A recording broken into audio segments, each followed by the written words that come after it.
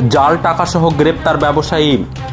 গোপন সূত্রে খবর পেয়ে হিঙ্গলগঞ্জ থানার পুলিশ সাহেবখালী গ্রাম পঞ্চায়েতের অন্তর্গত চাড়ালখালী এলাকা থেকে এক ব্যবসায়ীকে গ্রেপ্তার করে। ধৃত ওই ব্যবসায়ীর নাম বাদল মাইতি। ধৃত ওই ব্যবসায়ীর কাছ থেকে 14,000 টাকার জাল নোট উদ্ধার করে হিঙ্গলগঞ্জ থানার পুলিশ।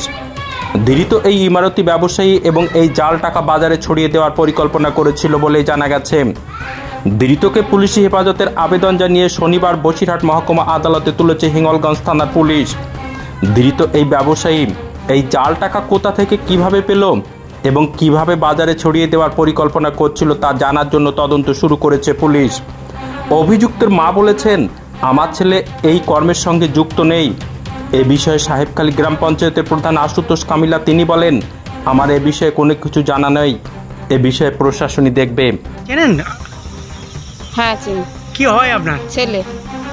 এই যে হিঙ্গলগঞ্জ বসিরহাট যাওয়ার পথে বাংলায় হিঙ্গলগঞ্জ থানায় গ্রেপ্তার করেছে, জাল নোট পেয়েছে তার কাছ থেকে, কি বলবেন? আমি জানি না কিচ্ছু। এইসব কাজ কি করে উনি? ও করে না।